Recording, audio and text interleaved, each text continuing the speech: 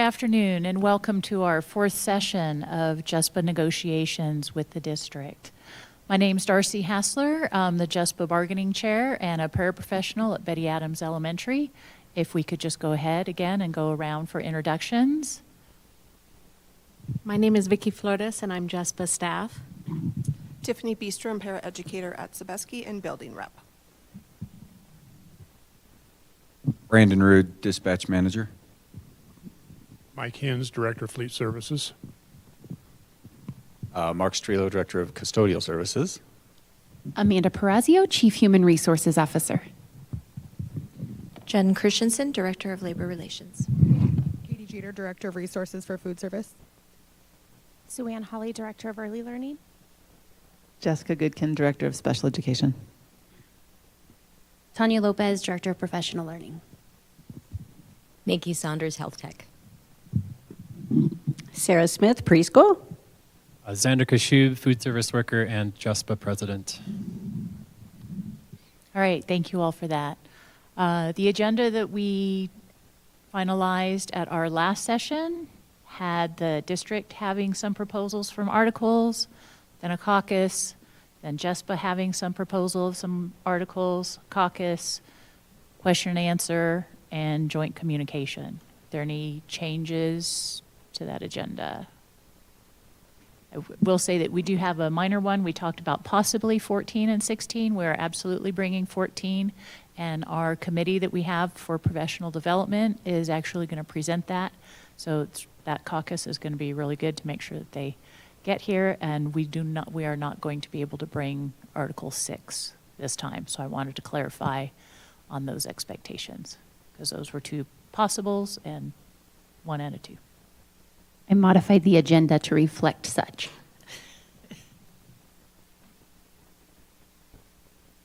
And then also either before or after joint communication, again, agenda setting.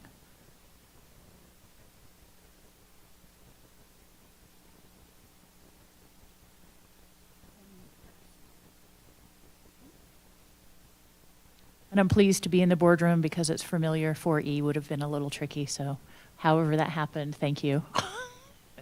Thank you, Professional Learning Department, for canceling today's learning.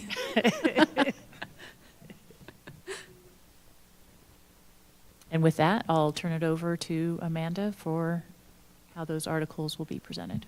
Thank you. So this afternoon, the district has prepared red lines, proposed language for Articles 4, 16, and then a new safety and security article, which we numbered 17. However, we acknowledge that that could change, specifically to the safety and security department, not to be confused with safety of employees in general, which we acknowledge that was an interest that you had shared. This one is specific to the department employees.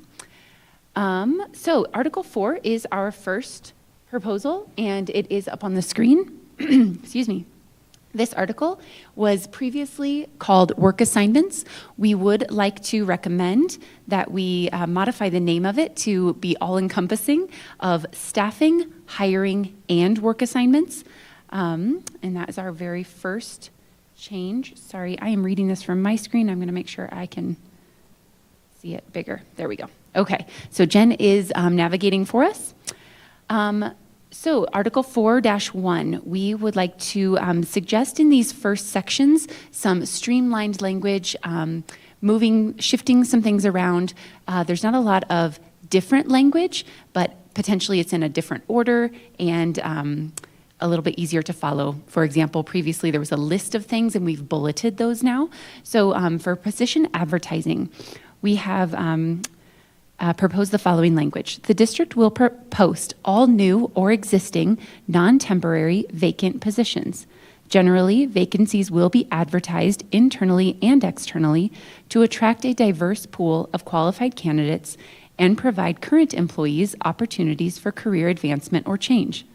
HR will provide JESPA with regular updates on current postings to ensure timely communication of job openings. Double period, just for fun. That was an accident. Sorry about that. In 412, Job postings will follow a standardized template in compliance with the Equal Pay for Equal Work Act and the current hiring handbook. Jobs will be posted for a minimum of 5 workdays and will include the following information. This is where it used to have just a list and we just bulleted it instead for ease of reading. Position title, department and specific location when appropriate, assignment level, elementary, middle, high school, etc., if applicable, closing date, number of hours/FTE, pay grade and wage, job description, and benefits. The district may post pooled positions to address roles with high turnover or a consistent need for recruitment. And just for everyone's understanding who may be watching and unfamiliar with this, oftentimes that occurs with transportation. We need to post a driver position. We might post that as a pooled position to ensure we are attracting as many candidates as we can. And oftentimes that remains posted to be able to continue seeking applicants for this high needs role that we have trouble filling. So everything that was there previously has been redlined because it was restated above in a different order. In 4.2, which is changes in work location, beginning with 4.2.1, the district may administratively transfer employees into vacant positions without adhering to posting procedures. However, administrative transfers may not be used for promotions or demotions. If an employee is interested in a lateral move or promotional opportunity, they must apply for the position in accordance with this article and be selected through the competitive process. In 4.2.3, in cases of an ongoing involuntary transfer, the affected employee will be notified by the appropriate administrator of the proposed transfer and reason for it with at least 2 weeks' notice. That was current language. And Human Resources will also inform the JESPA of this transfer. When multiple vacancies are filled through administrative transfers, the administrator overseeing the transfers must solicit employee preferences for location. If multiple employees are affected, preferences will be considered based on seniority. Again, this was previous language just reworded a little bit for clarity. If the JESPA determines the reasons for an administrative transfer violate this agreement, they may file a grievance under procedures outlined in Article 12. Under 4-3, the application process. Employees who wish to seek other job opportunities must apply for open positions on the Jeffco job board and in accordance with this article. In 4.3.2, if an employee is screened out of consideration, the hiring manager will notify the employee prior to conducting interviews. Again, this was previous language just restated a little bit for clarity, and also making sure that the hiring manager owns that responsibility since they are the hiring manager. In 4.3.3, all active employees, except those on administrative, investigative, or discipline-related leave, are eligible to apply for positions within the district. Under pre-screening and selection process, this used to just be called selection process. We expanded it because it's not just about the interview and selection, but also about what happens before the interview leading up to identifying the candidates who are eligible for interview, who meet the requirements, et cetera. So in that 4.4.1, the hiring manager will be identified in the record for every hiring folder.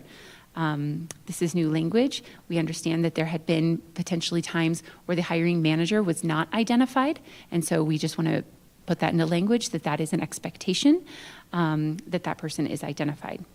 Selection committees must be comprised of, just a quick clarification of language, comprised of at least 3 members, one of which is a JESPA eligible employee, not to be confused as a JESPA member, meaning a dues paying member. We just wanted to make sure that we didn't intend to, I don't think you either, intended to restrict it to solely a dues paying member, is a JESPA eligible employee as defined in Article 1. Hiring managers will provide committee members with appropriate portions of the staffing guide, meaning those that are relevant for interviewing for review, which includes the process and training materials. The hiring manager with input from the selection committee will determine the tools that will be used for pre-screening and final selection process. The tools may include, but are not limited to, and we included all of the things that were previously there: resumes, interviews, written tests, practical tests, work simulations, reference checks. We included current corrective action and other generally accepted job-appropriate selection tools. The selection committee will predetermine the number of applicants to interview. The agreed-upon pre-screening tools will be applied equitably to all applicants to identify the top candidates for interviews. And that was kind of restating what those two previously stated, with the exception of 4431, the evaluation or discipline. We did include that the hiring managers may need to review corrective action prior to interviewing a candidate or selecting them for an interview. In 444, most of this is the same as it was previously. We did add in the word against the collaboratively developed selection criteria, just rewording that statement.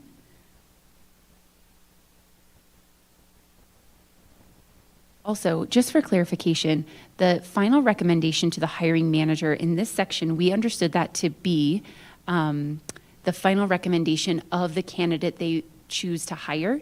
And the reason I wanted to clarify that is because on letter D of 444, a reference check conducted by the hiring manager, best practice in talent acquisition is to conduct that reference check after the interviews, so as to not communicate with a supervisor that an employee is seeking a different location or job elsewhere when potentially they have not notified their supervisor yet. Certainly we can encourage that, but we want the employee or the individual to be able to do that, and not the hiring manager to out the employee until they are determined to be a finalist or the finalist candidate. So just for reference on that particular section. Final recommendation of the selection committee will be made with a numeric point-based matrix. We left all of that first section in there and then modified the second half of 445. The hiring manager will consider the selection committee's recommendation when making a hiring decision. If the hiring manager rejects the recommendation, the reason must be documented and reviewed by HR. And that language, again, was there. We just combined two different things into one. In 446, we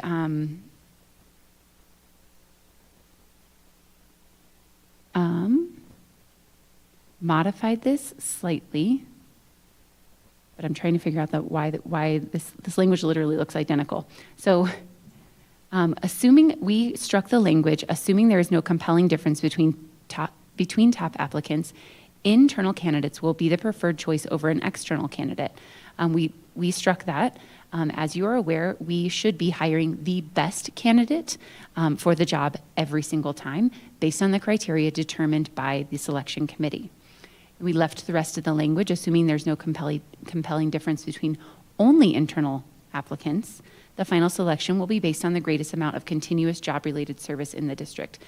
In 447, the hiring manager will notify candidates not selected through the interview process after the finalist has accepted the position, but before the selection is announced. So we wanted to be really clear here. There was a missing component.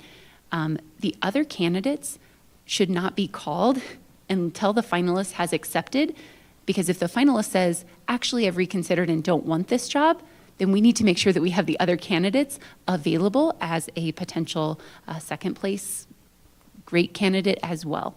And so, but we do understand that notifying them before the selection is announced is a positive action. Upon request, employees will receive feedback on why they were not selected and guidance on improving future applications. And if you are an applicant out there, I would always encourage you to request. It's just me. In 448 and 449, this is additional language that we've added for proposal. The district reserves the right to adjust its hiring processes to ensure the safety and integrity of its operations while adhering to applicable policies and laws. These processes are supplemental to and may differ from general hiring processes outlined in this article. So just for reference, every once in a while there is modification that needs to happen in a specific hiring practice. For example, our safety and security team, because of the nature of their work and the access to some of the information that they have on external databases, such as background check type information, their processes for reviewing candidates may be a little bit more extensive than what a typical job-related field might be. In 449, a procedural or technical violation of this article's terms will not invalidate, reverse, or undo the hiring process or decision made under it. The parties agree that the purpose of this article is to uphold the integrity of the process, and minor errors will not be considered a breach of its overall objectives.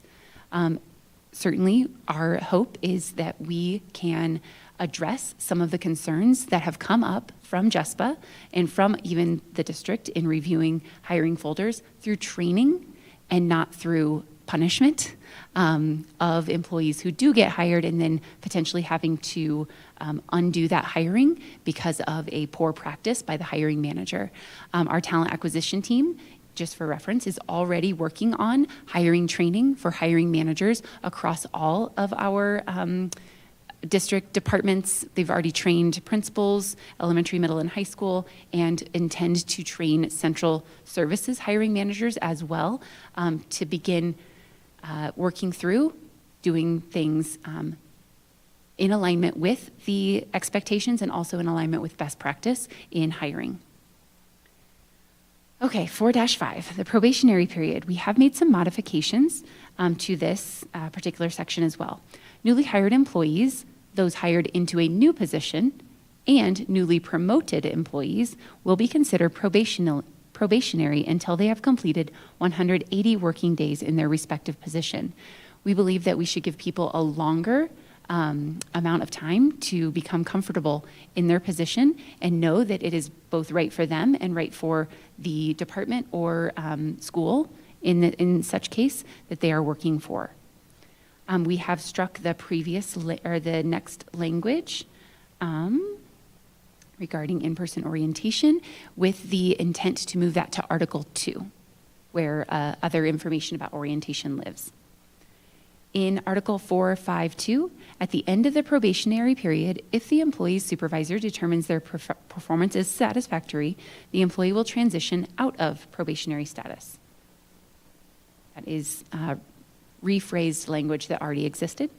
In 453, at the end of the probationary period, if the employee's supervisor determines their performance is less than satisfactory, the employee's probationary period may be extended up to an additional 60 additional working days to demonstrate satisfactory performance. That was current language, the 60-day additional probationary period time. In 454, if a promoted employee's performance is not satisfactory within the first 180 days of their new position, the employee may be demoted to an available position with a pay rate equal to that which they held prior to the promotion. Not everybody, after a while, people might realize that they were not meant to be in a lead role. They themselves might not feel that as though that is appropriate for themselves, and their supervisor may feel as though that was not an appropriate promotion. And so we want to make sure that we have the opportunity, both the employee's choice and the district's ability to put the person back into a position where they are better suited. And then a sub-component of that one, the assignment will continue until a vacancy arises that matches the employee's pre-promotion position. At that time, the employee will be administratively transferred into the vacant position. Okay, in 4-6, we just reworded this language. Instead of it saying unrelated to their job descriptions, we put employees shall not be assigned duties that fall outside the scope of their job description. In 462, When changes are made to an employee's written job description, the employee will be notified by the district or direct supervisor, provided a copy of the job description, and told, extra space, of the changes to the required duties. The association will be provided an updated job description when changes are made. In 463, if changes to an employee's job description require additional training, the district will provide the necessary training before the new job functions are used in the employee's evaluation.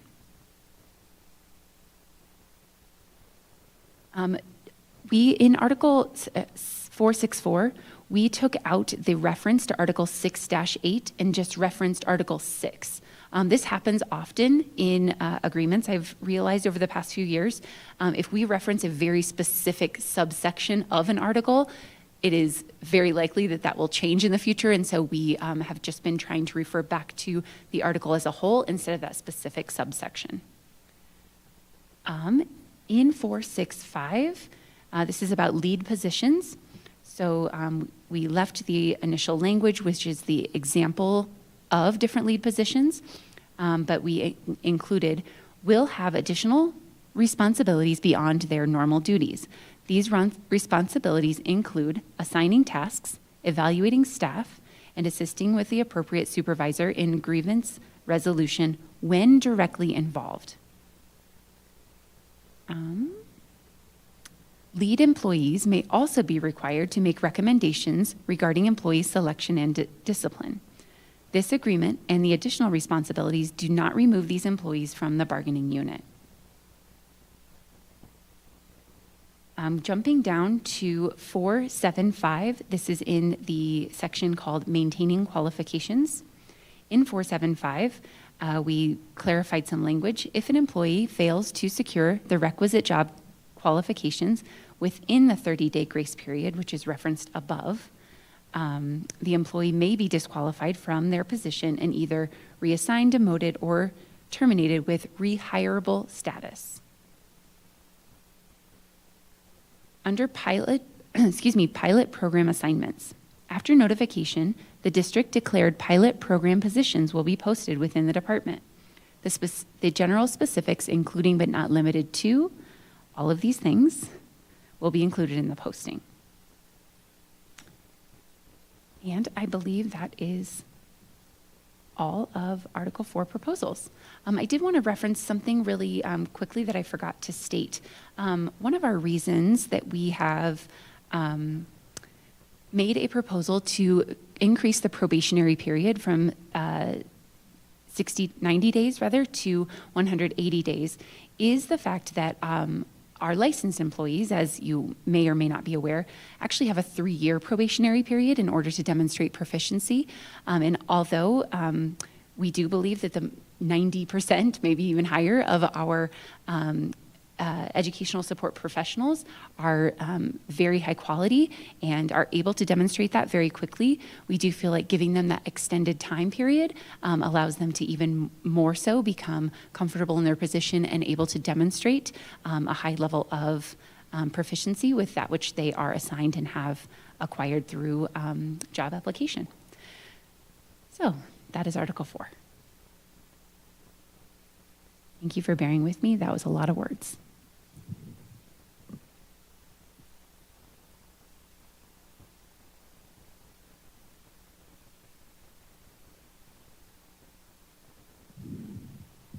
Darcy, are you ready for us to go right to 16, or would you prefer that we pause and answer questions on Article 4?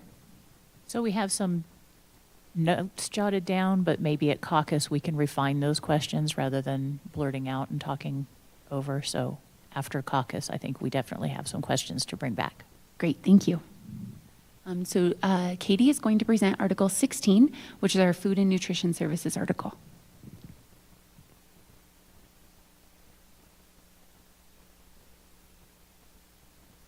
All right, Article. Can you hear me? It's not working. This. Okay, well, I'll talk real loud just in case. It's not working.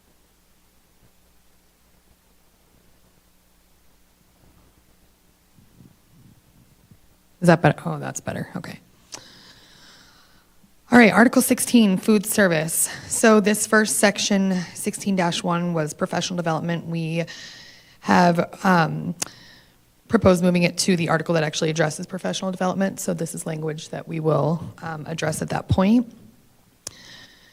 which makes 16-2 the new 16-1. No changes there.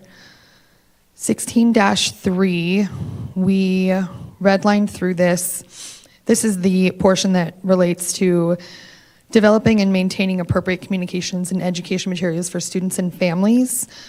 This information, very important to share with families, very important to have up there. We just didn't feel like it belonged in the collective bargaining agreement because it's not labor related. It's related to families and students. So we struck through that language. 16-2, FNS staff will be available to support school community events, including but not limited to back to school night and other informational meetings. Any additional hours worked at such events by FNS employees will be paid. We just reworked this a little bit to change the communication piece of it. We do already communicate with school leadership about the availability of FNS staff. We have principal meetings every year, and so we just kind of reworded it to make just a little bit more sense. No changes to what would now be 16-3 related to meal equivalents and the various site levels. Down to 16-5, we struck through MEQ thresholds being reviewed annually in negotiations.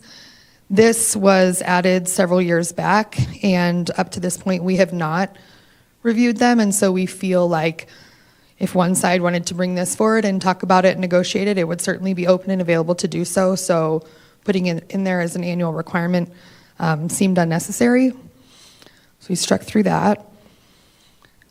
What is now 16-4, 16-4, the MEQ, the only changes here were just meals per day being changed to MEQs for consistency purposes. I did the same down there in 16-6.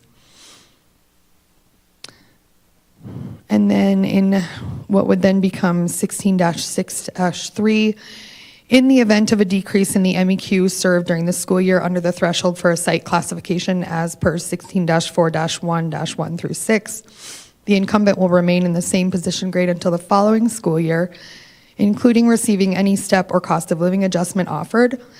Beginning with the August 15th pay cycle of the following school year, the incumbent will be moved to the appropriate site classification based on the MEQs served the prior school year.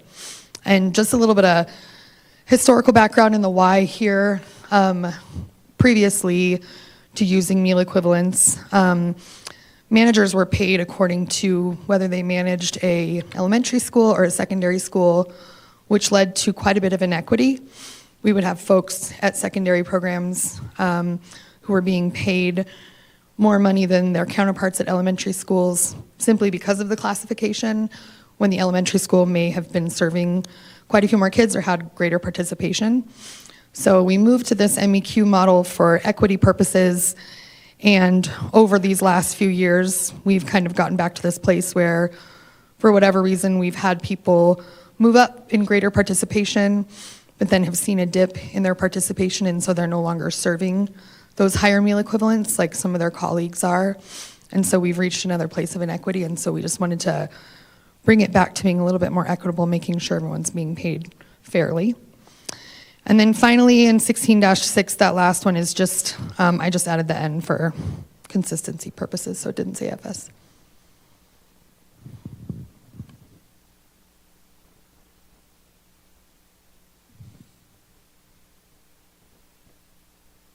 That's all I got. Any questions? Are we going to wait for this one as well?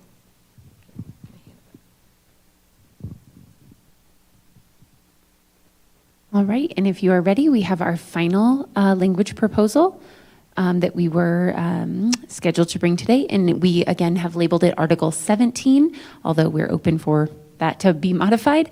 It is a safety and security article. And Brandon is going to present that one. Thank you. So Article 17, the Department of School Safety. 17.1 will be the hiring provisions. 17.1-1 will be armed patrol officers, campus security coordinators, and dispatchers in the Department of School Safety are entrusted with access to sensitive information via CGIS the Criminal Justice Information System, NCIC, National Crime Information Center, and CCIC, the Colorado Crime Information Center. As such, the district reserves the right to adjust its hiring processes to ensure the safety and integrity of its operations while adhering to the applicable policies and laws. These processes are supplemental to and may differ from the general hiring practices outlined in Article 4. 17.2 will become maintaining qualifications. 17.2-1, employees are responsible for maintaining all requisite certifications, licenses, and qualifications pertinent to their job roles as outlined in Article 4 of this agreement.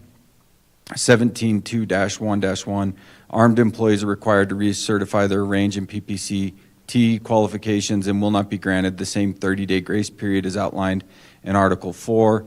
As training time and space for these qualifications is limited, failure to meet these deadlines may result in immediate reassignment, demotion, or termination. A little clarity on that piece of it. We have, we outsource this specific training based on the nature of the training, and so we're at the will of both those trainers and funding for that piece of it. So 17.2-1-2, armed employees must successfully qualify to carry their firearm quarterly. Failure to qualify after 3 consecutive attempts conducted on 2 separate occasions will disqualify the employee from remaining armed, which may result in immediate reassignment, demotion, or termination. 17.2-2, all armed personnel, campus security coordinators, and dispatchers shall undergo an annual review, including driver's license query and background check, to ensure compliance with the standards required for access to NCIC, CCIC, and CJIS. Maintaining access to these sensitive systems is a condition of continued employment if an employee is flagged or if their access to these systems is restricted or revoked. Their employment status shall be subject to review, which may result in immediate reassignment, demotion, or termination. As a side note to that, just for information as well, this is a requirement to maintain the access to those systems. So we have to maintain, obviously, a district standard, but we also have to maintain the standard that lives within CJIS as well. 17-3, employee misconduct. 17.3.1, all employees in the Department of School Safety with direct access to CJIS, NCIC, and CCIC are held to stringent standards regarding the use of these systems. Any intentional or unintentional misuse or abuse of access to these systems, which results in the loss or removal of access, may lead to immediate reassignment, demotion, or termination.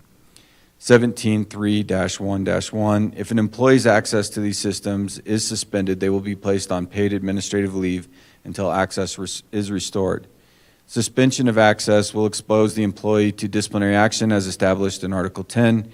If access is not restored within a reasonable time frame, the employee's continued employment status will be subject to review, which may include reassignment, demotion, or termination. 17-3-2, misuse of a firearm, including during training, whether intentional or negligent, will be subject to review by the district. The executive director or their designee reserves the right to assess each situation on a case-by-case basis. Based on the results of this review and in consultation with the district, disciplinary action may be taken up to and including reassignment, demotion, or termination. And as with before, if there's any questions.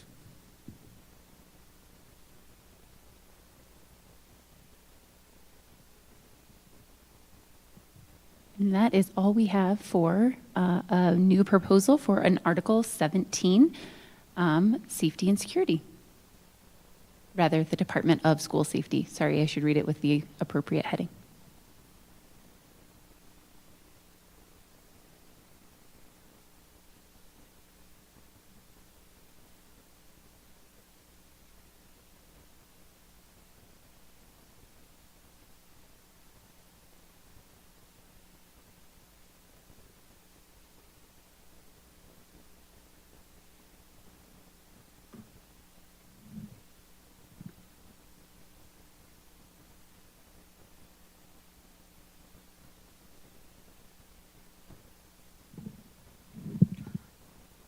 So this is going to take some deep questions. We have a bunch in our chat. What I was thinking is maybe we could present our Article 3 so you have something to look at while we caucus, so you're not just waiting for us to come back. We won't do 15 and 14 yet, just 3 to get something out there. Sounds great. So I know I'm jacking with the agenda once again. but based on what you've presented, we'd like to change.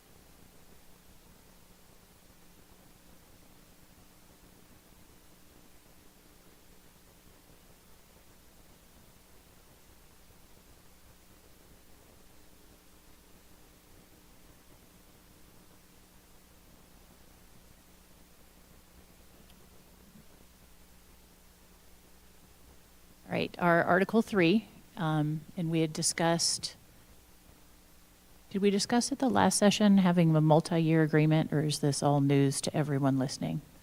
I know you and I, Amanda, talked about it. I don't remember if we talked about it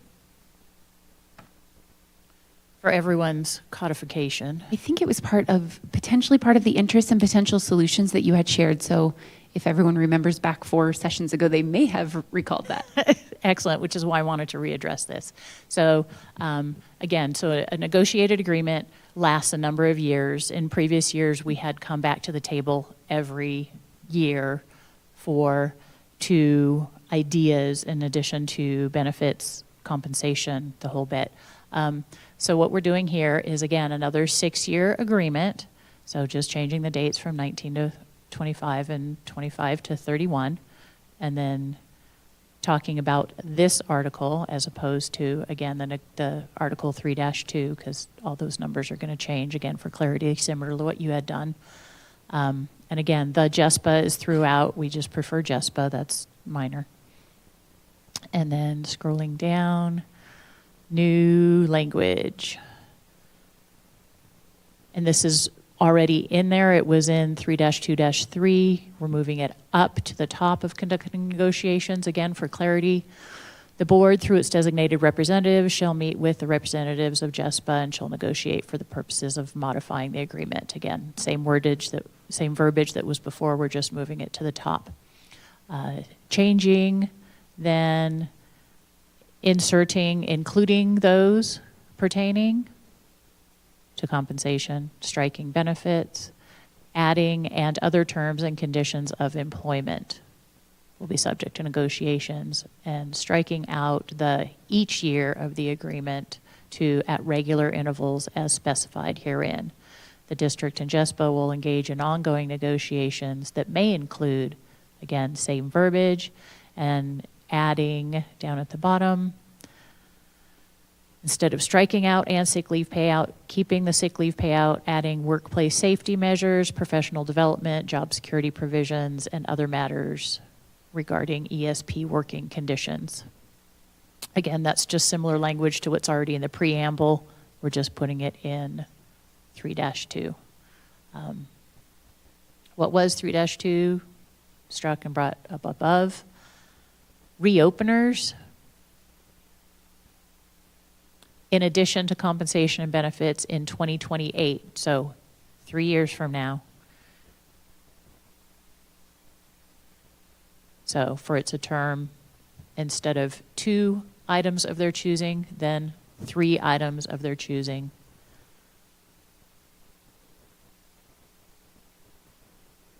Keeping the size of the team similar. And then negotiations timeline, beginning of the school year is hectic for all. So changing the negotiation dates, instead of by September 15th, changing that to October 15th, giving us a little breathing room. That us was a collective, all of us.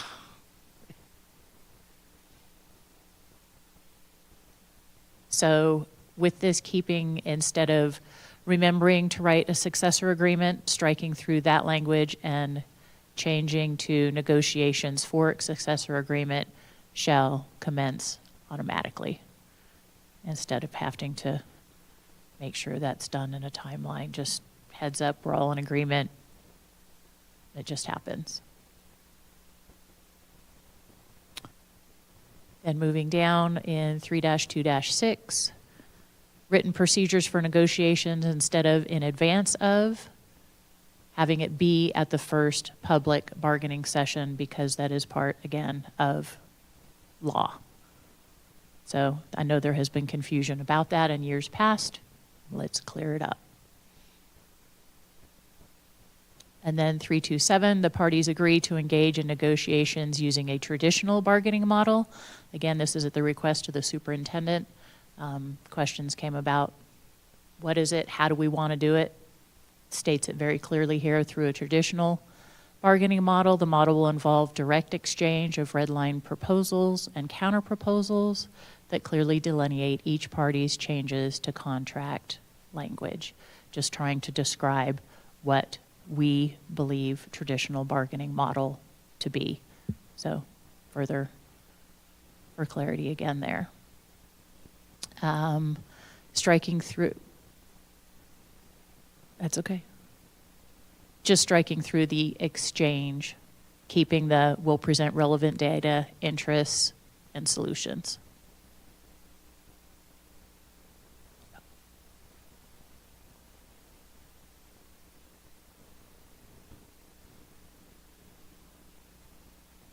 Further in 3-3-2, following ratification. Sorry, it looks like that's underlined. Never mind, sorry. Purple and black, I'm gonna turn and go this way. Any modifications instead of the master agreement, just clarifying language, the collective bargaining agreement. I think that's also through here. Adding new language here, within 30 days of ratification of the agreement by both parties, the district shall have copies of the agreement prepared in English and Spanish and deliver them to the association for distribution to each bargaining unit member in the district. And this aligns with what others are doing throughout the nation. The district shall also provide a copy of the agreement to new bargaining unit members it hires during the term of the agreement. Both parties shall be provided with and maintain an electronic copy of the agreement in both languages.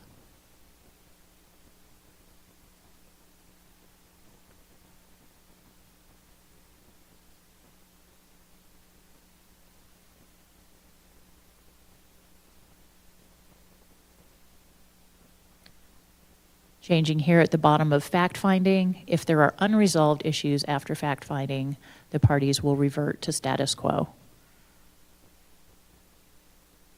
Striking through the board will decide the unresolved issues.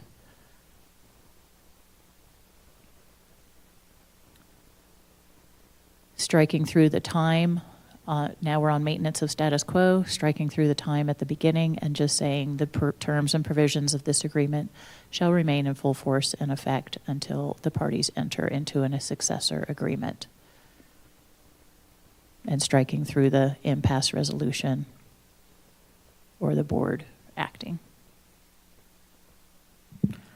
So believing in that positive intent that we have this year, carrying it through.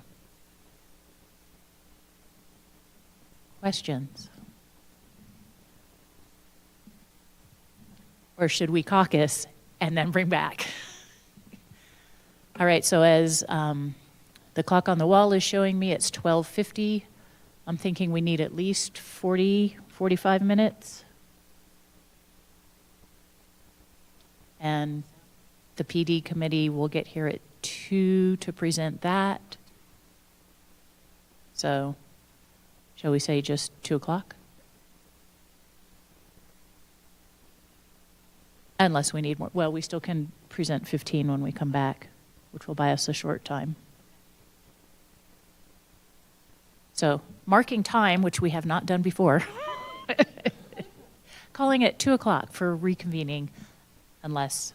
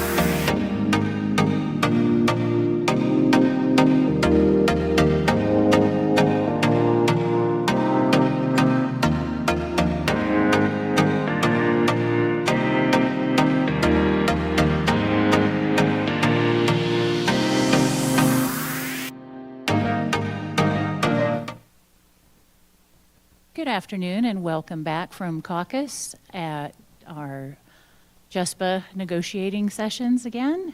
And so we have some questions about what you propose, some clarifying questions. We have a lot of concerns, but we'll take care of that in the counter.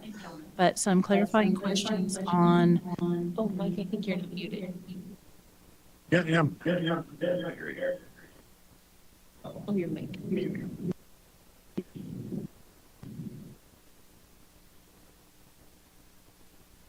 That's fine. So on the probation, we went round and round in that the last couple of years on the timeline, those days, and it was just doubled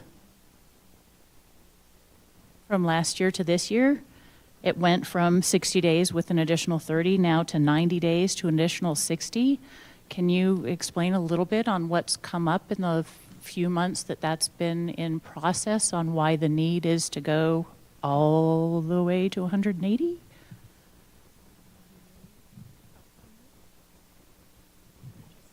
Yeah, I mean, we haven't had, I don't think, any issues that have come up specifically.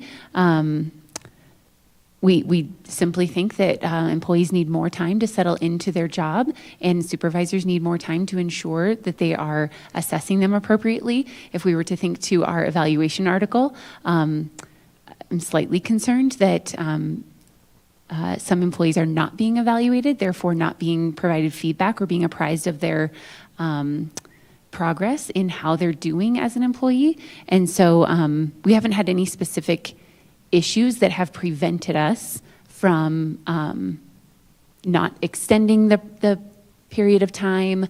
However, we do think that potentially supervisors might need more time to assess whether or not an employee is doing a good job and to give them feedback and opportunity to improve. It's not fair, I don't think, to ask a supervisor or an employee to have learned and be proficient at their job within, let's say, 6 weeks, and then get that feedback.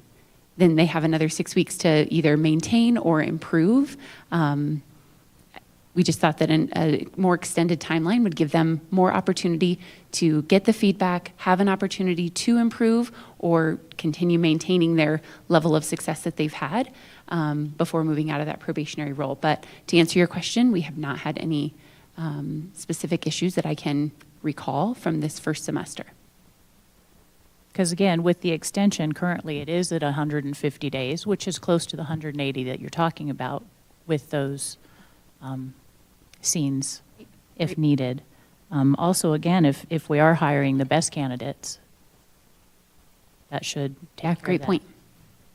Which concerns me, you made it concerns us, on 4-4-6, striking through some language, and you made a statement of we should hire the best candidate, and we agree completely. But the strike through was assuming there's no difference between an external candidate and an internal candidate, then the internal candidate should be given preference. But that's not the justification that we heard, and maybe we misheard that. But the strike through completely was because we want the best candidate. Well, we agree we want the best candidate. Sure, and we would be open to counter language that maybe just verified or stamped that statement that the intent of a hiring process is to hire the most highly qualified or best candidate for the position. And certainly we would be open to further conversation in that. And then if you could explain a little bit more on the strike through on the third sentence of 4-4-5 on why there's no review from HR or JESPA on the hiring folder. I'm sorry, hang on one second. Let me just read. You're talking about right after the words district policy, that first strikeout or the last strikeout? I believe it's the third sentence that's struck through on 4-4-5, removing the review of the hiring folder. Selection decisions may be reviewed by Human Resources and JESPA to ensure selections are based on a fair and consistent evaluation. So currently that happens. That is part of the grievance process. The that exists right now. And so we actually have that in the grievance article, specific to how this process is grieved. Although I'm not saying that it should remain. If you want to propose a change to that and to that process, we would certainly be open to that conversation. As I stated previously, we do feel like there is opportunity here for training and improvement in this particular practice, which is resulting in multiple grievances annually. And so, like I said, we would certainly be open to what should this look like, or how can we improve this process so that it's not ongoing grievances around hiring folders and hiring processes. Okay, thank you.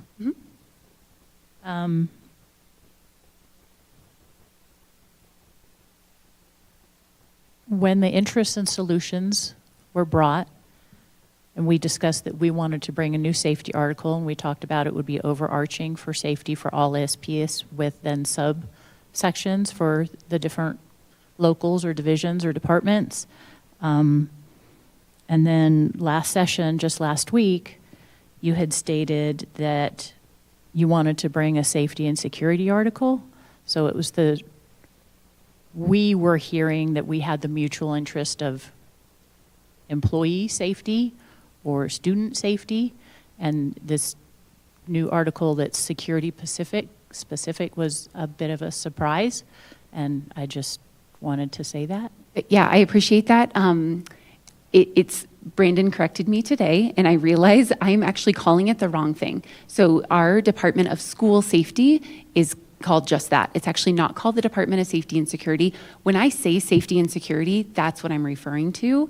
It's old practice that the department used to be called that. And so please know that we are not opposed to a safety article or even addressing safety within the individual articles, food nutrition services, preschool, custodial services, et cetera, that may come up throughout this.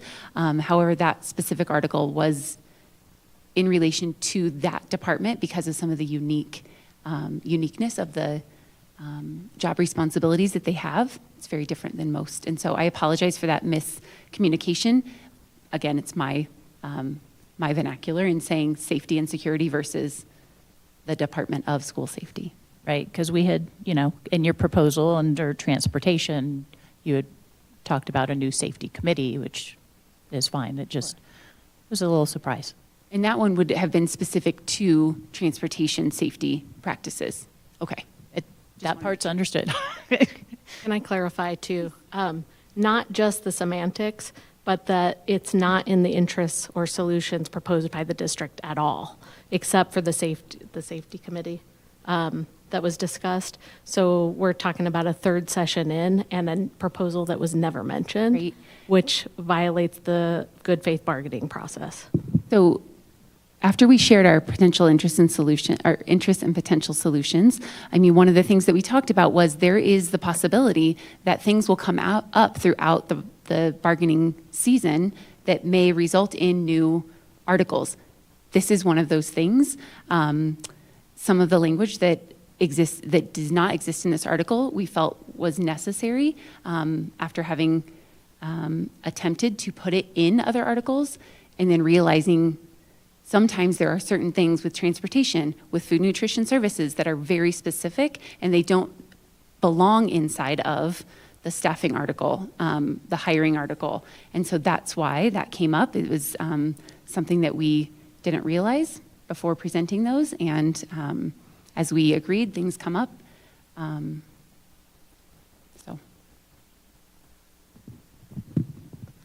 I think we'd like to talk further about the process and clarify it because it looks like a violation of the protocols to us because it's not an interest or a solution. But we'd be open to seeing how you addressed it if we're just not seeing it right now. Okay. But there's more to discuss, I think, on it. We think it's a potential grievance because of our negotiations process. I think we just need to talk through that, like the process a little bit further. Sure. To maybe get on the same page about this. Okay. And then we wanted to clarify on something that Katie had said on the Article 16. I believe, and I could be completely wrong, but I believe that we heard that MEQs are not reviewed. And I remember I brought that repeatedly to the table last year to something to discuss. And it was delayed and delayed and delayed. And then it was finally said, they're fine the way they are. And so we said, okay. So we just wanted to have that they are reviewed. And if we agree to them, then it's okay. It's not something that is glossed over.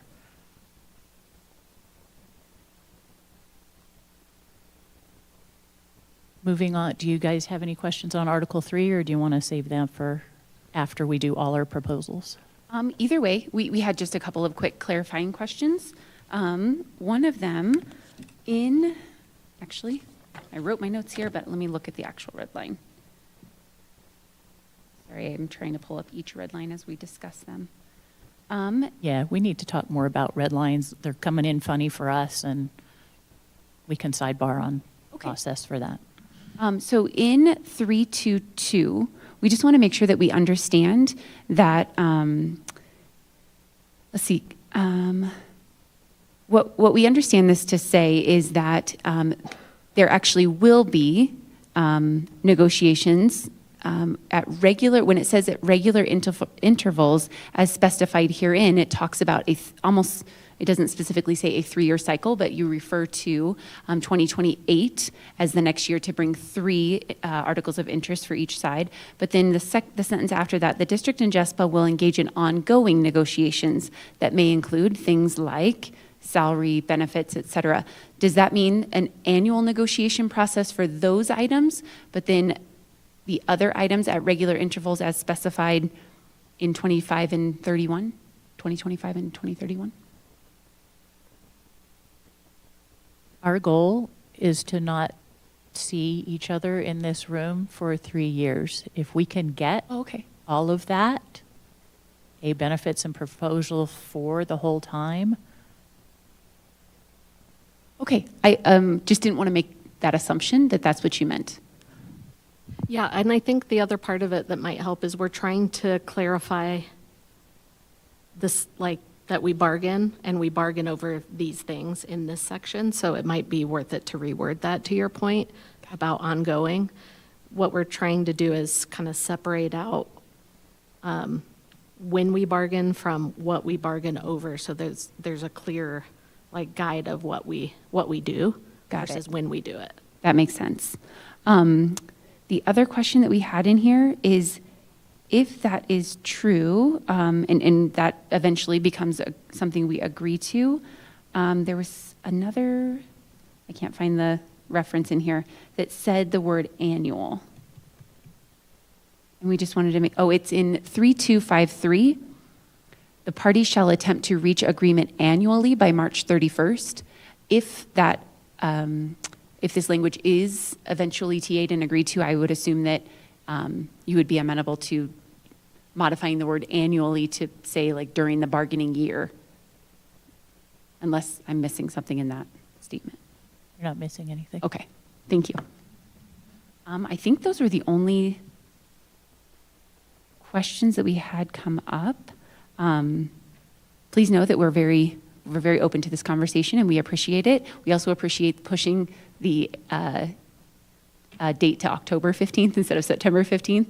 That was quite a challenge this year. I didn't realize how much of a challenge it was going to be until it happened and we were scrambling, and so we do appreciate that. But otherwise, I think those were our only questions. Okay, so next would be Article 15. I will turn this over to Sarah, and Vicki will display.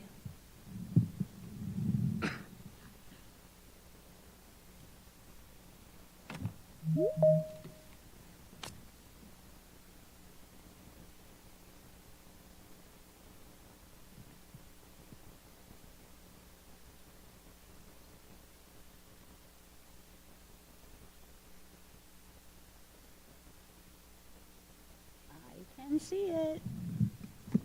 This might be easier. Yes, much easier. Article 15 for preschool. We'd like to propose adding definitions at the beginning. of what an ECIP is. And it's the full-time partner to the CDE teacher in the classroom. The CDE teacher is the licensed teacher in the room. The ECI is the early childhood instructor, who is one of 2 early childhood teachers in the classroom without a licensed teacher in the room. We only have a few of those classrooms left, but we do have them. And we'd like to add a new definition, a new role, the ECIS, which would be the early childhood instructional support person, and that would be the teacher that comes in to cover breaks. It's usually a 4-hour position. So that was the changes there, or addition. Then the next change is the Preschool Advisory Committee. The PAC, we would like to change how it's made up by members. So we struck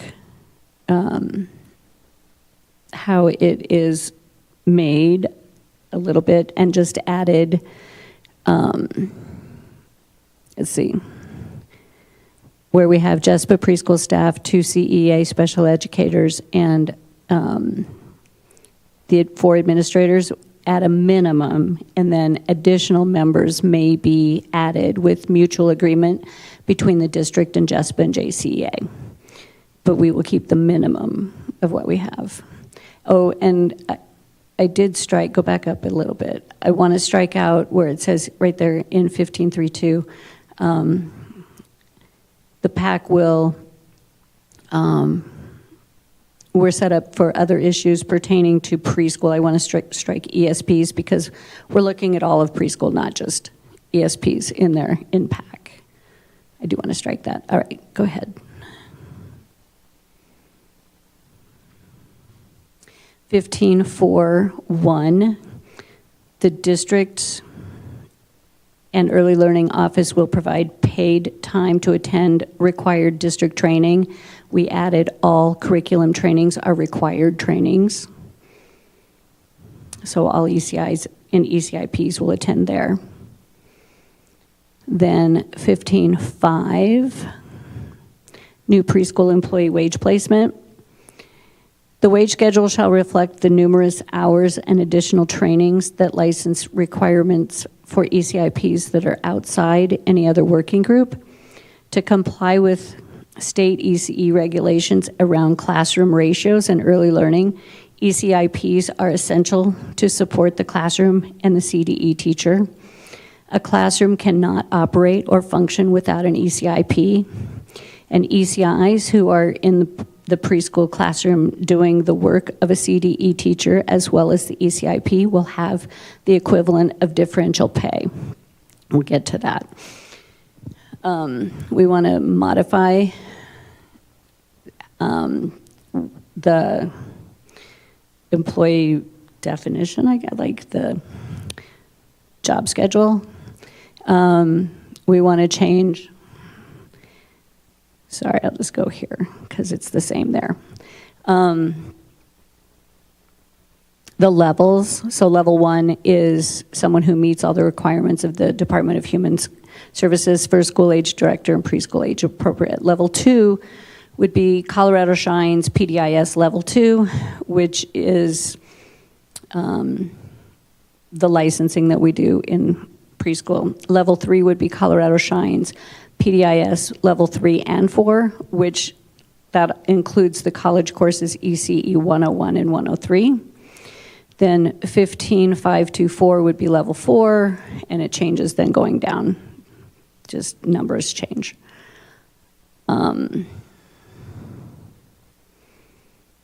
The steps will be granted for new hires. We just changed from 1 year experience, we changed it to less than 1 year experience, from change no experience to less than 1 year.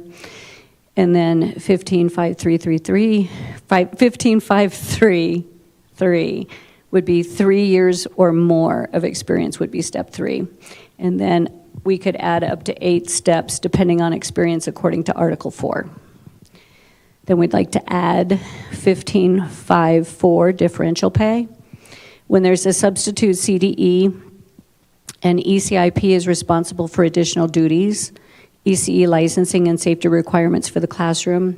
They know the parents for arrival and dismissal, and they know all the allergies and medical needs of the classroom. They know IEP goals and strategies. They're familiar with the daily schedule and delivering curriculum expectations, and they're responsible for classroom safety while maintaining name-to-face attendance throughout the day. Therefore, the ECIP will receive differential compensation for the half-day or full-day contact hours at 50% of the guest teacher rate in addition to their hourly rate. And then I think there was something about ECIs. Where'd that go?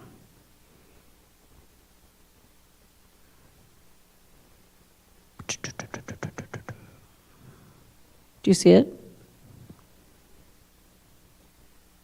Oh, no, wait. Because we want to, because the ECI does the work of the licensed teacher in the classroom, we want to elevate the wage schedule to reflect that. And so we're proposing that we rework the wage schedule altogether, basically.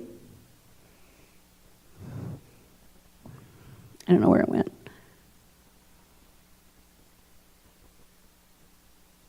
Did it get locked out?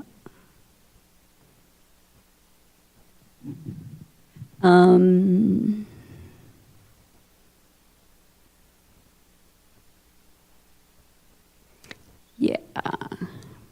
I think the intent, Sarah, that y'all talked about in preschool was related to also submitting a reclassification. Right. So while we're in bargaining for the wage schedule and where we might bargain to update the preschool wage schedule, we also have the intent to reclassify preschool positions, which has a different process, but it's all kind of going to overlap. So given the responsibilities of the different job categories that Sarah's describing, we've talked about this in wage committee actually today, that we have the need to do this, but that preschool employees in our unit are also going to ask for the Correct. reclassification. Yes. Thank you. And with that, I think I'm done. Any questions on 14? Just two quick questions. Sorry, 15. Two quick questions that came up for me. I don't know if anyone else has any on this side. Sarah, the ECIS already exists? Oh, it's a brand new position. There are people who come in and fill that role right now, but they're just not classified as an ECIS? They are called an ECIP for our position. We would like to change that to an ECIS. Because They ECIP are a 4-hour position, and they rotate through all the classrooms, and they're not in one specific room for the day. They cover up to 4 teachers throughout the day. And are their expectations or qualifications different as well? A little bit. Because of the training that you outlined. Well, their trainings are the same, but their expectations through the day, they might not be leading group. They might not be, it depends on where they fall, but it's usually over a lunch hour. Got it. Or planning period, nap time. Okay, So, perfect. Go ahead. Oh. I forgot the purple one isn't as loud.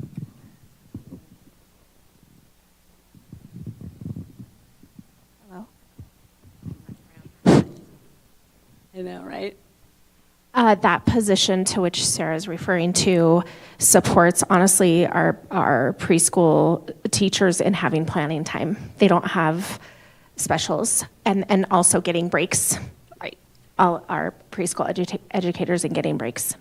So we would like to elevate that position and make it an ECIS and not just paras coming into the classroom.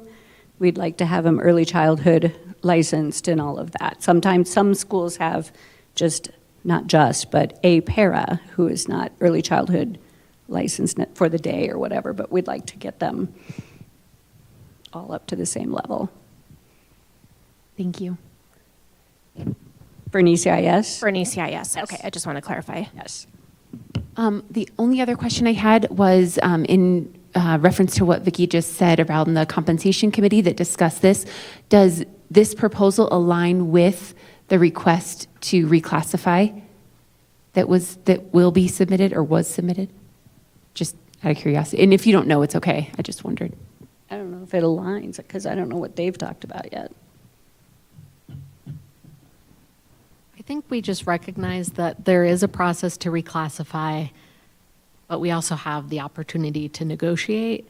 And the problem we're trying to solve with this proposal is that there are all these lanes and there are people all over this wage schedule and it doesn't quite make sense. And they all have different years in each of the pay grades. So you can go up to, is it 25 years is the top one, and then some don't go that high. And so our goal is to align one wage schedule for preschool that mirrors the rest of the JESPA folks. But also the reclassification process is market analysis, where should starting pay be, where should top pay be, the midpoint, all of that, for the 2 to 3 different jobs they're doing. And how different are they in their job duties, and how does the pay schedule affect that?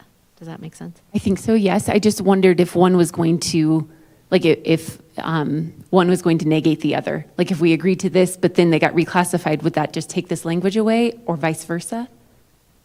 I hope not. I Okay. hope we could just know that it might be kind of complex and we might have to work through that. Sure. I know this morning we had wage committee, and the district also has an interest in working on this, and we've talked about it once or twice briefly, but it was mentioned, let's get rid of the levels.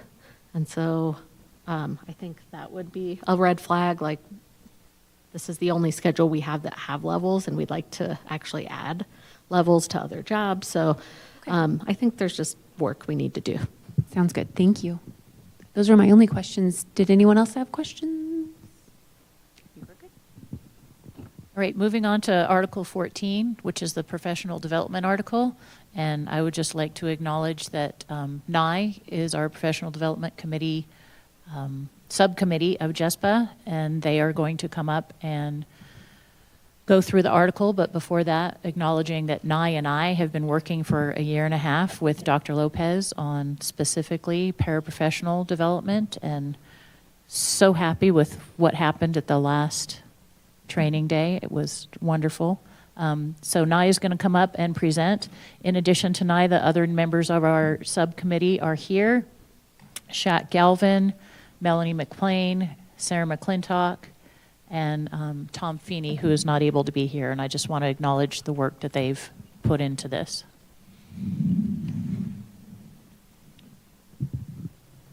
While NIE gets ready and Vicki gets it up, I'm just going to let NIE breathe for a minute and say that the first paragraph is taken out from the evaluations, Article 9, which is what we had said we'd do before, with one change in the middle. It was not a run-on sentence because there was a semicolon, but we have put in a period, and instead of putting "and consequently" after the semicolon, we've added "therefore." So there is some language that is not showing up as a change because the whole thing came over, and we need to sidebar on how all this track change isn't happening and try and improve something, but that's another topic. Okay, take it away. NIE, that's what we just did, so go from there. This is Micah. Right there. Cool. Yep, get it right there. All right. So starting with 14-1, Professional Development Committee. The parties agree to create a Professional Development Committee for Education Support Professionals, PD Committee. 14-1-1, members of the committee shall be equal parts administration and education support professionals. ESP members shall be appointed by JESPA and may rotate depending on committee focus that month.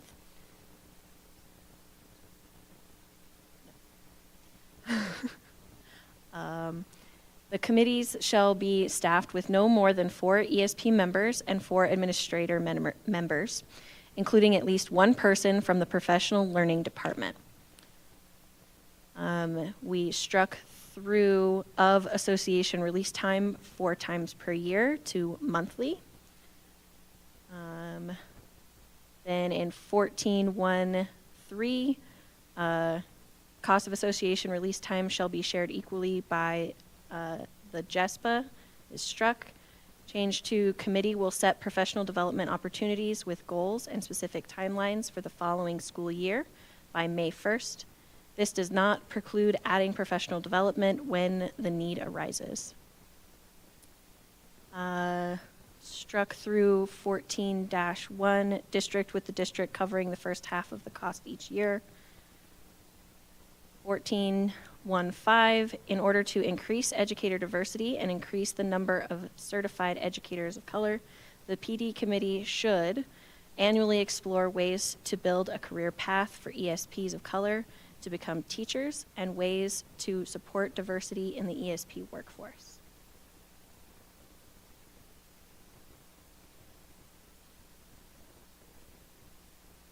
I was looking to see what this one's supposed to be because I see 14.1.6, but I don't.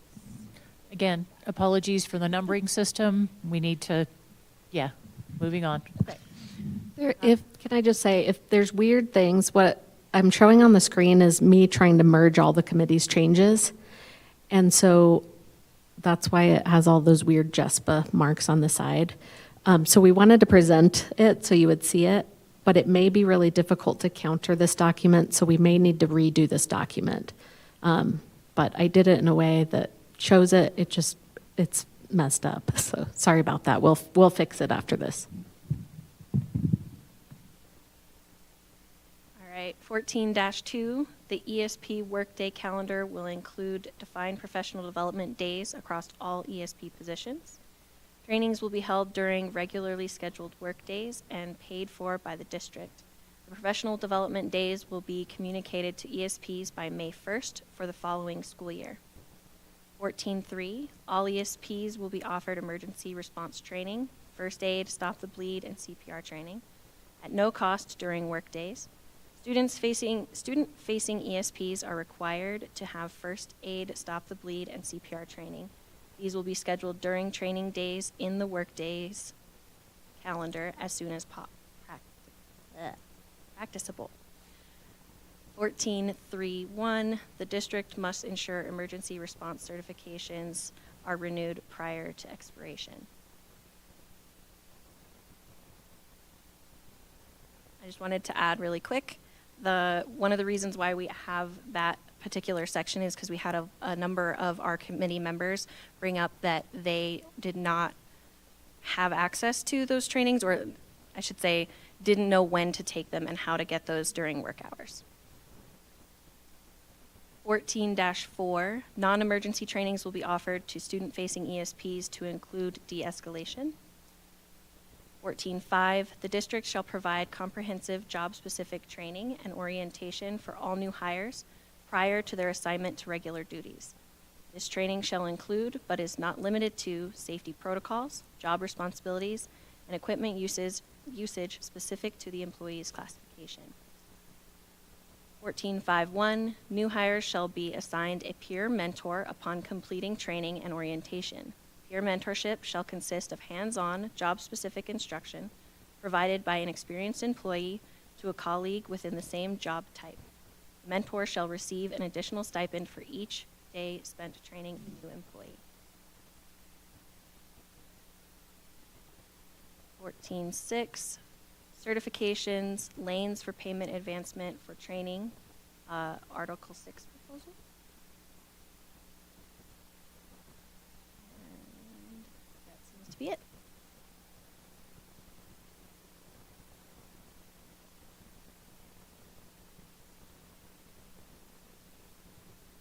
Just a quick question on 14.3.1. The district must ensure emergency response certifications are renewed prior to expiration. Can you say more about that? Do you mean emergency response certifications for the employees who are required to be certified, or the employees who, because right now it's a choice to be certified, so I just wondered if you could clarify that one? My understanding of that one is to provide an opportunity for when those certifications expire, that they would then be able to renew. So it's not just a one-time after 2 years and then you don't have it anymore. Got it. Thank you.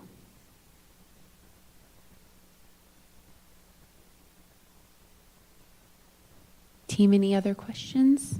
Tanya, I think, has some questions.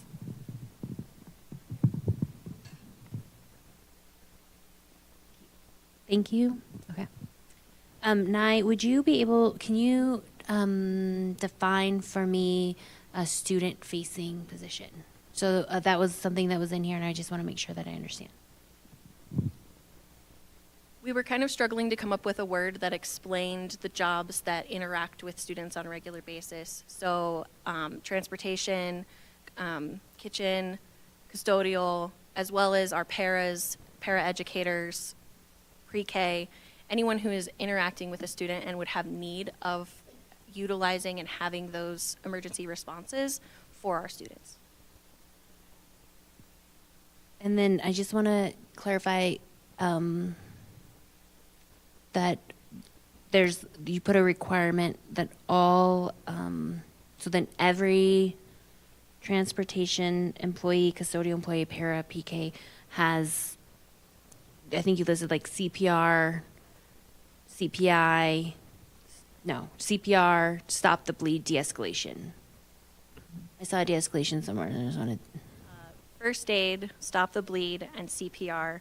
There was later on the non-emergency trainings referenced the de-escalation.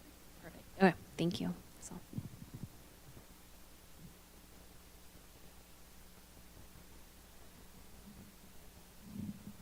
And I could make a caveat that perhaps the night folks and custodial do not need that because they are not student-facing. That's a... Depending, right? High school activities, et cetera, et cetera.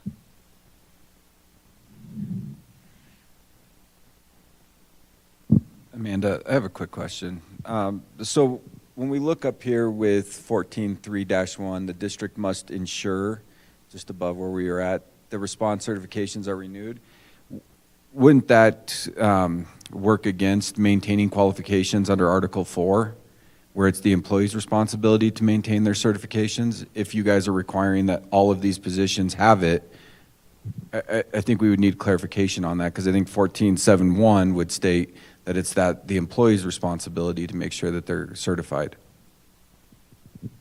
It almost seemed to me from Nye's response that potentially what was intended was that the courses would be offered and not that the district would haunt you with emails. But, and so I agree, Brandon, that's why I asked about that one. And so in my head, I had already counter proposed like clarification around that to mean more that we would offer the courses in order for that to be recertified, but maybe I'm misunderstanding. I think I have a question to the question, which is, are a certain number of employees per building required? How do you know that you have people certified in Stop the Bleed or CPR? I mean, I know it's probably a health aide, but are there others, or is there a minimum threshold? There is a new requirement by the state that talks about at least having one CPR certified adult attending field trips. To my knowledge, and of course we don't have anyone from health services up here, that would be helpful. I don't believe that there is a certain minimum number of certified adults in a building. We know that health techs are all certified, and RNs if they're in a high school building. However, beyond that, all of pre-K has to be certified, but that's a licensing rule, right? Not necessarily a district law or statute. I'm going to have to ask about that question. Yeah, I'm curious because in hearing the committee and at meetings where a lot of members came with this request, it was more like we really need to have this because of all of these things that have happened or could happen. that we're just not prepared for. I mean, so it was pretty blanketed, the discussion of everyone who is near a student has to know these things in terms of requirements. That would be a big jump from one person in a building to any ESP. Sure, But, sure. I mean, and, you know, certainly there are other things. EpiPen training, for example, is something that's required for all employees who are student-facing. And so I would, you know, expect that that might be included in there. It could even be less than exhaustive list because there are other trainings. Now we have Narcan in our buildings. We have AEDs in our buildings.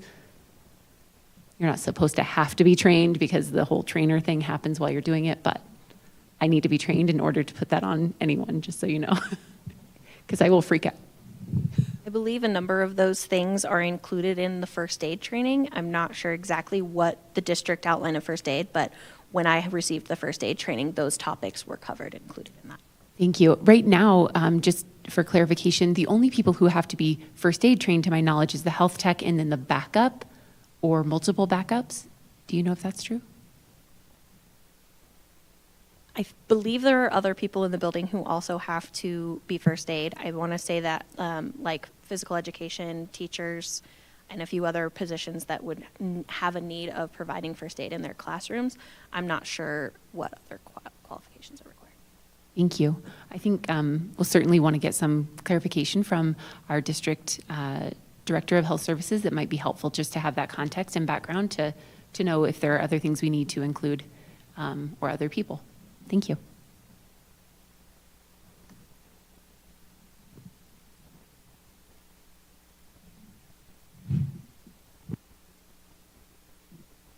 Thank you for your time.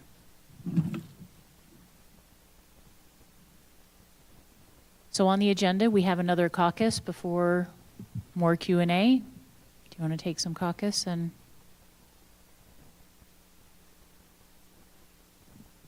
Do you need the time? We would like a sidebar just to talk about process that we've kind of talked before that I don't think we could do it after we do the agenda. Sure. I was actually wondering if you needed caucus time to talk about which articles you would be able to bring next time, or do you feel like you have that prepared or ready? Take a break? Take 10 minutes? Sure. So, I lied. 2:47? 12 minutes. 12 minutes. 3 o'clock. Brandon, you want to take us offline? We will return at 3.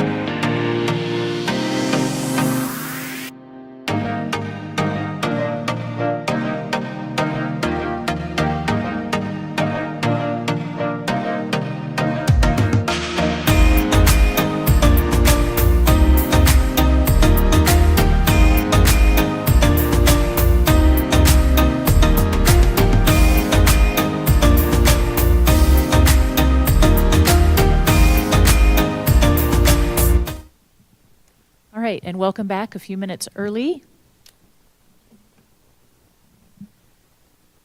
So we're proposing bringing 2 of our 3 new articles, a custodial article and a respect article, and then holding the bilingual, the new safety article for ESP safety, just so I'm clear, and the compensation package holding for our February session, evening session.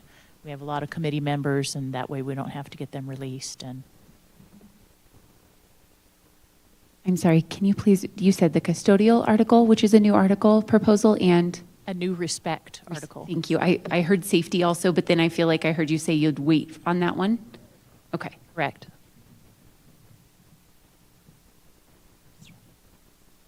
Okay.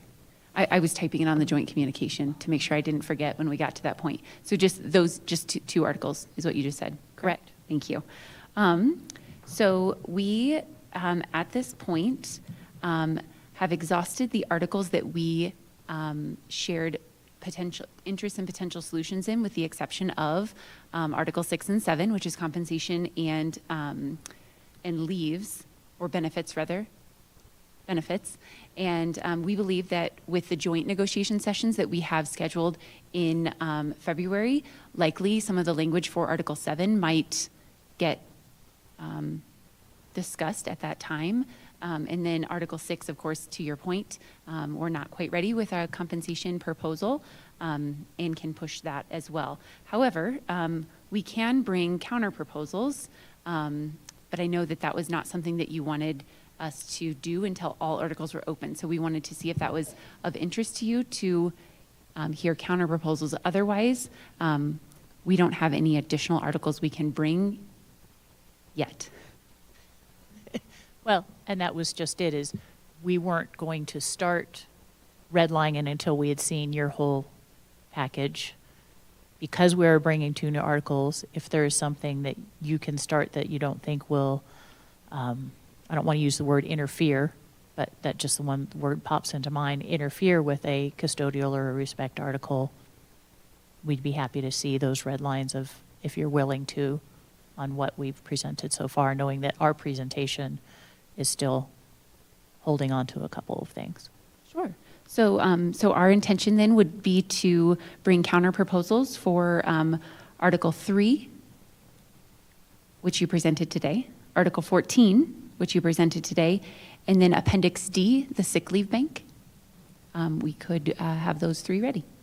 I don't think they interfere with either of the 2 articles that you just brought up.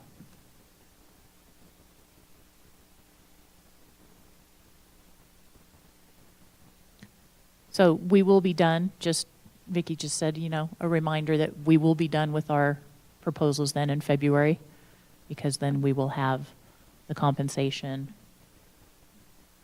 all our new articles done, as well as then the bilingual, which was our other interest and solution, in addition to the ones we're bringing then next time. I'm sorry, is there a bilingual article that you'll be presenting separate from the Article 6 bilingual stipend section, or is that within Article 6? It's within Article 6. Oh, okay. Thank you. I just, for clarification.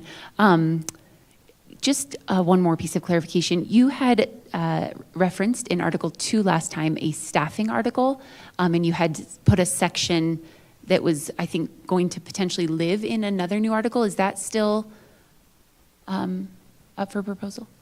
Yes. Thank you.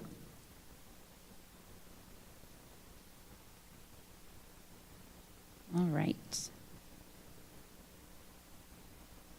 So Jen has a new agenda draft going. Just to verify, she's going to share her screen, and then we can do joint communication. I think that's the last thing.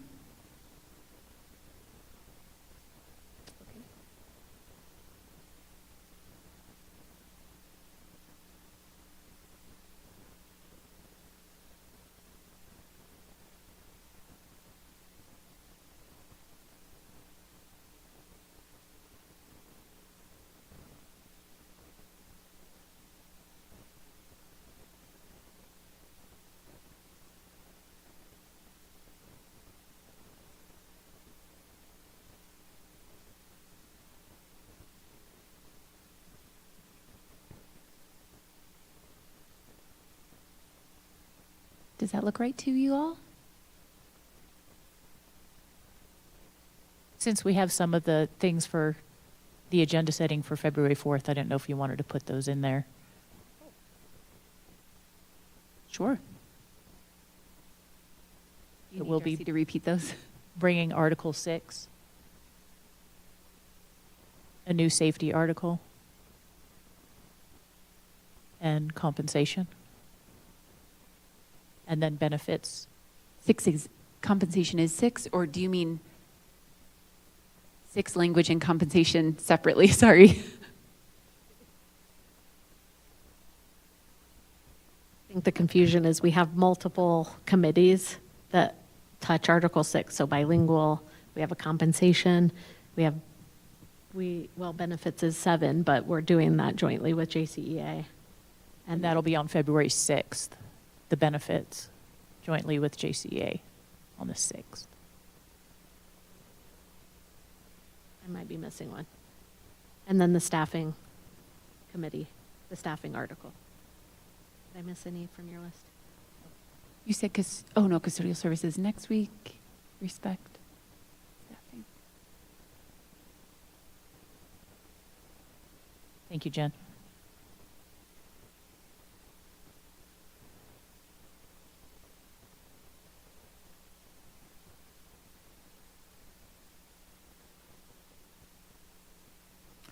All right, you said you had something started for joint communication. I hate leaning on you like this, but if you have it already started and you're hooked up. I'm not logged in. I can log in.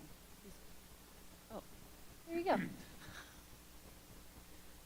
So I just, let's see, we can fill in the time. It's about 3:15 that we'll probably end, I would assume. The district shared the language proposals for 416 and a newly proposed Department of School Safety article. JESPA shared proposed language for 314 and 15. And then I was just typing this part. The teams set the agenda for January 21st, which is scheduled 8 a.m. to 12 p.m., correct? 8 a.m. to 12 p.m. in the boardroom at the Ed Center. And then I started to type what we would discuss. Did we do that last time? Oh, yes, we did. Sorry. We talked about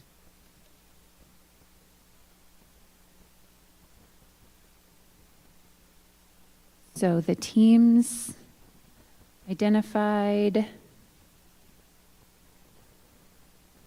articles they intend to bring to the January 21st bargaining session, and you had put in here new articles on custodial services. That's okay. And respect. And then we had stated we will bring the counters to 314 and Appendix D. Anything else that we need to include? And I know it says new articles Oh, on custodial services and respect, and I'm just looking at it and it just looks weird that it's custodial respect. But I know it says new articles on custodial and respect. And oh. We should all respect our custodial staff. But again, here we are. is that better? Thank you. You're welcome. Respect for custodial services only.